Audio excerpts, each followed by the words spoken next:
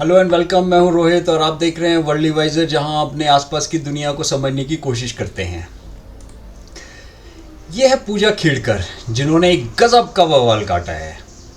हम अभी तक नीट की परीक्षा में हुई धांधली पर रो रहे थे और इन्होंने बता दिया कि उससे भी कहीं बड़ा, कहीं ज़्यादा घातक और घिनौना एक और स्कैम चल रहा है हमारे एग्जामिनेशन प्रक्रिया में। और हम जैसे आम आदमियों को सोचने पर मजबूर कर दिया है कि क्या इस देश में मेरिट का कोई मतलब रह गया है, या फिर पूरा का पूरा एग्जामिनेशन सिस्टम ही इन नेपो किड्स और उनके रईस माँ बाप के हाथों बिक गया है। अब्राहम लिंकन ने कहा था, अगर आप किसी का चरित्र जानना चाहते हैं तो आप उसे पावर दें। इन मोहतरमा को तो पूरी पावर मिली भी नहीं थी और इन्होंने अपने रंग दिखाने शुरू कर दिए। जी हाँ, ये अभी एक प्रोबेशनरी ऑफिसर ही थी जब इन्होंने अपने प्राइवेट लग्जरी गाड़ी पर लाल बत्ती, वीआईपी नंबर प्लेट और गवर्नमेंट ऑफ महाराष्ट्र वाला स्टिकर मांग लिया। और तो और इन्होंने एक अलग ऑफिस, घर, कांस्टेबल, पीएन आदि की मांग कर डाली। मतलब इनको पूरा प्रोटोकॉल चाहिए था, वो भी ट्रेनिंग पीरियड में। बताते चलें कि एक प्रोबेशनरी आईएएस ऑफिसर को इनमें से कोई भी सुविधा नहीं मिलती। पर पूजा के केस में तो ऐसे लग रहा था मानो कोई बच्चा खिलौने की दुकान में घुस गया है और उसको सब कुछ चाहिए। और हैरानी की बात यह थी कि उनकी कई जायज़ नाजायज़ मांगों को मान भी लिया गया। कारण थे उनके अमीर पिता, जो एक पूर्व नौकरशाह और एक रसूखदार पॉलिटिशियन है, जिन्होंने दबाव डाला अधिकारियों पर। पूजा खेड़कर यहीं नहीं रुकी। उन्होंने अतिरिक्त कलेक्टर अजय मोरे की अनुपस्थिति में उनके एंटी चैम्बर पर कब्जा कर लिया और अपना नाम का बोर्ड भी लगा दिया। डिमांड्स को तो शायद हम अनदेखा भी कर देते, क्योंकि हम एक प्लूटोक्रेसी में रहते हैं जहां ये सब नॉर्मल है। यहां रसूखदार कुछ भी करके निकल जाते हैं और हम हैरानी से सिर्फ देख सकते हैं, कुछ कर नहीं। विवाद हुआ इनके रिक्रूटमेंट पर। एक आरटीआई एक्टिविस्ट विजय कुंभलगढ़ की नज़रों में ये मोहतरमा खटक गई अपने बर्ताव के कारण। और उन्होंने क्या किया? उन्होंने सूचना के अधिकार का उपयोग किया और सारा भांडा खुल खुल के बाहर आने लगा। पता लगा कि इन मोहतरमा ने इतने कांड किए हैं आईएएस बनने के लिए, वो भी हर स्टेज पर, कि शायद नटवर लाल भी शर्मा जाए। ये नेपो किड हमारे प्लूटोक्रेटिक समाज की एक परिभाषा बन गई है। Welcome to new India. IAS की परीक्षा पास करने के लिए खेड़कर ने विकलांगता प्रमाण पत्र का जुगाड़ किया। प्रमाण पत्र में लोकोमोटिव डिसऑर्डर बताया गया और विकलांगता का प्रतिशत था 7। यूपीएससी के नियमों के अनुसार बेंचमार्क विकलांगता श्रेणी के तहत लाभ पाने के लिए आपको न्यूनतम 40% विकलांगता की आवश्यकता होती है। और तो और पूजा ने अपना पता गलत बताया, एक प्राइवेट कंपनी से ऑडी ली, अपनी 17 करोड़ की संपत्ति होने के बावजूद अपने आप को नॉन क्रीमी लेयर में रजिस्टर करवाया, नाम तक फेक किया और विकलांगता प्रमाण पत्र में आधार की जगह राशन कार्ड का इस्तेमाल किया, जबकि सरकार ने विकलांगता प्रमाण पत्र के लिए आधार अनिवार्य किया है। यहां सवाल बनता है कि यूपीएससी और लबासना क्या कर रहे थे? क्यों अच्छे से वेरिफिकेशन नहीं हो पाई? क्यों खेड़कर ने एम्स में कई मेडिकल अपॉइंटमेंट मिस किए और फिर भी इनका सिलेक्शन हो गया, वो भी बिना किसी विवाद के? लगता है एंटाइटलमेंट खेड़कर फैमिली के डीएनए में है। उनकी माताजी को बाउंसर और बंदूक लेकर सीधे साधे किसानों को धमकियां देते पाया गया, जिसके कारण कुछ दिन तक फरार रहने के बाद कल उन्हें गिरफ्तार किया गया। जागा माझी पण जागा आहे, कागद 7-12 माझ्यावर आहे, 7-12 माझ्या नावावर. कोर्टाचं होईल, मग कोर्टाचं मला आणून दाखवायचं, कोर्टाचा मला अगोदर कोर्टाचा आणून दाखवायचा. हा, कसं काय करतात बघतोस. घ्या सगळं. और पिताजी के तो क्या कहने। अगर इंडिया टुडे की माने तो उनके पिता दिलीप खेड़कर 2 बार सस्पेंड हुए करप्शन और घूसखोरी के आरोप में। 2023 में तो महाराष्ट्र ने तंग आकर इन्हें फोर्स रिटायरमेंट ही दे दी। आगे बढ़ने से पहले आपको बताते चले कि पूजा खेड़कर एक इवॉल्विंग स्टोरी है। यहाँ हर दिन नए नए खुलासे होते रहेंगे, इसलिए मैं ज़्यादा टेक्निकल डिटेल्स में नहीं जा रहा। मेरा मुद्दा ज़्यादा बड़ा है, जिससे लाखों करोड़ों छात्रों का भविष्य जुड़ा है, उनके माता पिता की उम्मीदें जुड़ी हैं और राष्ट्र के रूप में हमारी दिशा और दशा जुड़ी है। सोचिए, हम दुनिया का सबसे बड़ा जनरल इलेक्शन करवा सकते हैं, आईपीएल और कॉमनवेल्थ गेम्स करवा सकते हैं, यहां तक कि जस्टिन बीबर का कॉन्सेप्ट भी करवा सकते हैं, पर परीक्षाएं नहीं करवा सकते। यह सुनकर हंसी आ रही है या रोना, मैं नहीं जानता। आपको पता होना चाहिए कि पिछले 7 सालों में 70 पेपर लीक हुए हैं देश भर में, जिससे 1.7 करोड़ एस्पिरेंट्स प्रभावित हुए हैं। क्या आपको नहीं लगता कि ये हमारी क्षमताओं और इंटेंट पर बहुत बड़ा सवालिया निशान है? जो आईएएस बनने के लिए इतना कुछ गलत करने को तैयार हो सकता है, वो आईएएस बनकर क्या क्या करेगा, इसकी तो हम और आप सिर्फ कल्पना ही कर सकते हैं। वह सिस्टम में हर वो लूपहोल ढूंढेगा और इस्तेमाल करेगा जिससे उसका अपना फायदा होगा, और आम जनता जिनकी सेवा करने के लिए वे आईएएस बनते हैं, उनका क्या? आप ही बताइए, क्या ये अफसर जनता को ट्रांसपेरेंट, रिलायबल और फ्रेंडली एडमिनिस्ट्रेशन दे पाएंगे? क्या ये सरकारी स्कीम्स को लागू करवा पाएंगे या किसी भ्रष्ट नेता के नाजायज मांगों के खिलाफ कोई स्टैंड ले पाएंगे? जवाब है नहीं। जब आप कॉम्प्रोमाइज होते हैं तो आप मॉरल हाई ग्राउंड नहीं ले सकते। पाकिस्तान के बारे में कहा जाता है कि it is a nation at war with itself. क्यों? क्योंकि उसने कभी इंस्टीट्यूशंस नहीं बनाए। ऑन द कॉन्ट्रेरी, हमने बड़ी मेहनत से इंस्टीट्यूशंस बनाए और अब उसी शिद्दत से उन्हें डिसमेंटल भी कर रहे हैं। चाहे इलेक्शन कमीशन हो, नीति आयोग हो, आरबीआई हो या कोई और इंस्टीट्यूशन, इन कॉम्प्रोमाइज्ड और इनकम्पिटेंट ऑफिसर के सहारे हम अपने इंस्टीट्यूशंस को नहीं छोड़ सकते। हमारा एस्पिरेशन ग्लोबल है। हम दुनिया के थॉट लीडर बनना चाहते हैं, जो मेरिट को कॉम्प्रोमाइज करके पूरे नहीं हो सकते। याद रखिए, fish rots from the top, मतलब समस्याएं शीर्ष नेतृत्व या उच्च पदों पर बैठे लोगों से ही शुरू होती है।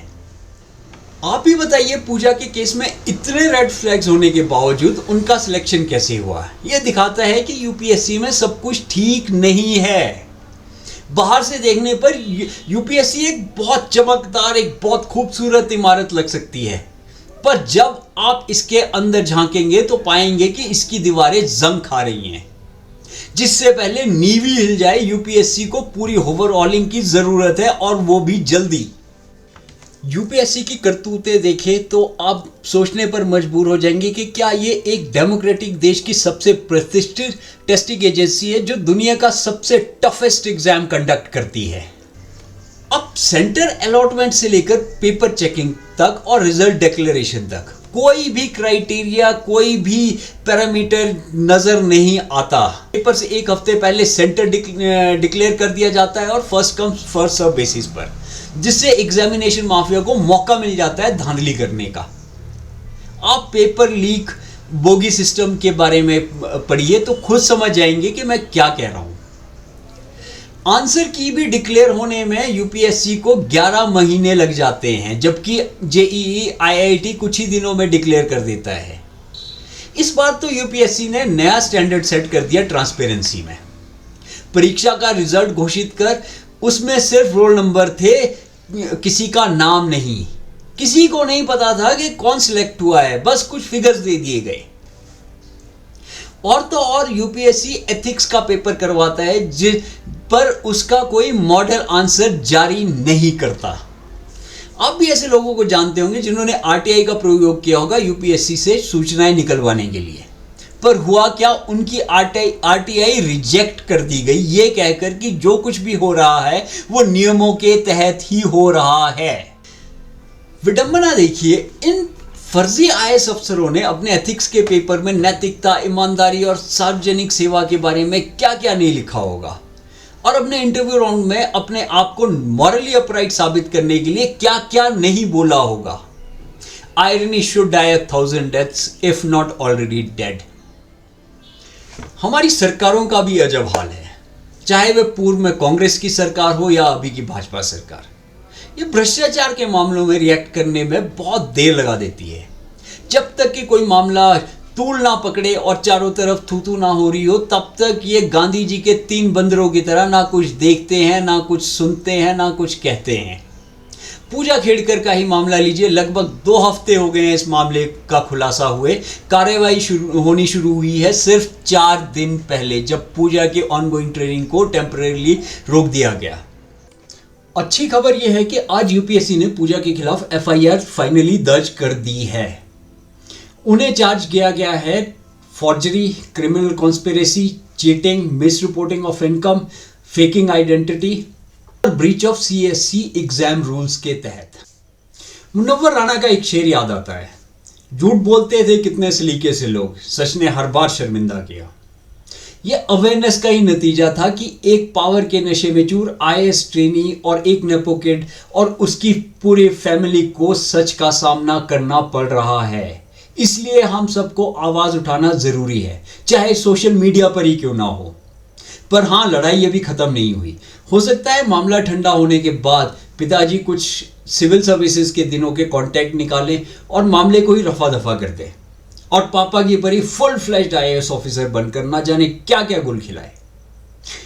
ये सच है। अगर विश्वास नहीं होता तो जरा गूगल करके देखिए किस आईएएस अफसर पर कौन सी कार्यवाही हुई है ट्रांसफर के अलावा। हमने प्रॉब्लम तो बता दी, चलिए आपको थोड़े सॉल्यूशंस भी बताते चलें।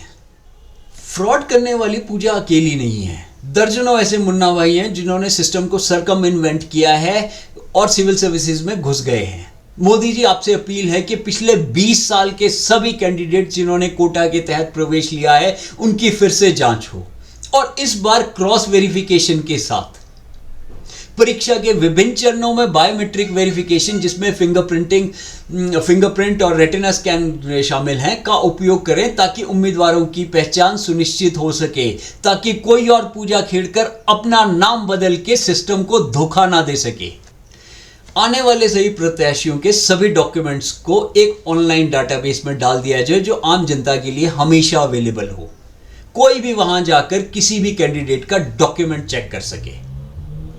धोखाधड़ी की रिपोर्ट करने वालों को प्रोत्साहित करें और उन्हें सुरक्षा दें।